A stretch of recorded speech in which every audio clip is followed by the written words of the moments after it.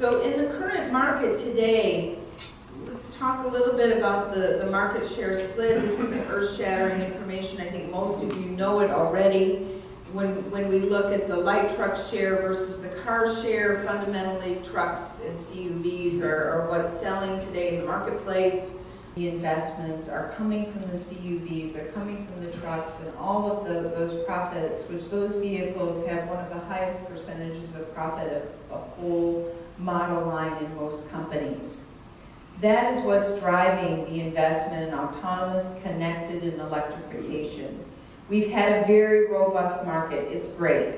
And everyone is showing just a slight downturn over the next few years, and then a slight resurgence after that. But it's going to be fairly flat. Should something happen where, again, we have a recession of some sort, it could really significantly delay those investments and then the proliferation of the technologies. Now this is the interesting point, and I don't think it's earth-shattering to anybody again, but you can't make people buy what they don't want. And there's a number of things that when we look at these numbers, fundamentally are happening in the marketplace.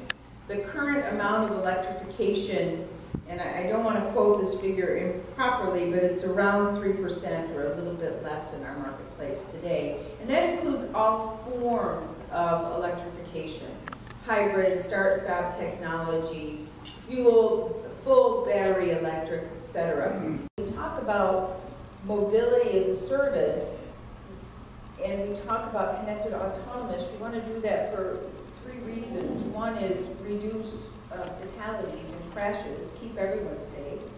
Secondly, improve the environment. And thirdly, to have zero stress. And zero stress for the drivers, the people in the vehicles, and the vulnerable road users, which are bicyclists and your pedestrians. Where do we really see mobility as a service or innovative mobility services happening? They're happening in the densely populated areas, and they're happening for many reasons. People are really sick and tired of traffic jams, the congestion. What we're seeing with a lot of the millennials, and we even saw it when I was in Columbus, many of the people who are building headquarters downtown, their employees are saying, I don't want to get in that traffic jam every day. I don't want to deal with that. I want to ride my bicycle. So what now we're seeing companies have to consider, things they never thought about before, is bike parking and then providing lockers and showers. If we look at who's currently using the innovative mobility services, and this is really quite interesting as well. The early adopters are the urban dwellers with the higher incomes and education. Millennials are driving mobility as a service. I shouldn't just say millennials though, because there's another part of our population that's growing equally as fast that are going to be using it more than they are today once the option is available. And that's our silver tsunami, our 65 plus, which is growing larger and larger every day. More people in that generation will be losing their independence and or experiencing physical and cognitive disabilities, which will require them to find other ways to maintain their independence. And we know that maintaining your independence of life creates healthy lives, creates full lives, and longevity is improved, as well as quality of life, and medical expenses are also reduced.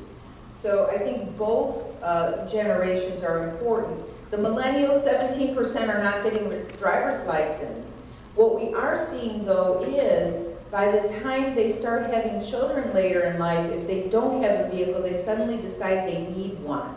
And typically that's a CUV. Our vehicles on the roadway today, the average life is 12 years. And those are, I always call them dumb vehicles because they don't communicate, but I was told don't call them dumb vehicles, call them legacy vehicles. So you're going to have this marriage of legacy vehicles and new smart vehicles for some time. Potentially it could go for 20 or 30 years, which brings you to a lot of different problems, so to speak. Because no matter how much you train an autonomous vehicle to think like a human, to behave like a human, to interpret body language even, which is one of the most interesting bits of research I see going on at the moment, but it's critical because you do it every single day when you drive. You're interpreting what that person is doing. Even though, you know, we're really, really doing all of this, you can never begin to train a vehicle to all the crazy things the human brain will do. And as long as you have this coexistence on the roadway, it's going to prove very difficult. And we really need to figure out, are we going to make segregated areas, or are we really going to try to fight this battle of the human brain and the computer brain? I just don't, for me, there's so many areas that need to be studied there. And you know, we only know this much about the human brain anyway.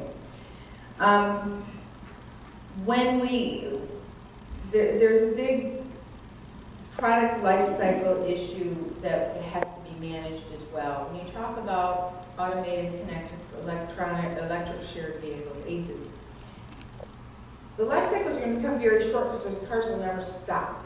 Now, fundamentally, we'll do a lot of things in the durability of those products to make sure that their longevity gets longer because you don't want that quick turnover. But you know, when you see what that is going to mean to the product development cycle, the supply chain, and the current way of doing business, it's really revolutionary and it's a little bit scary.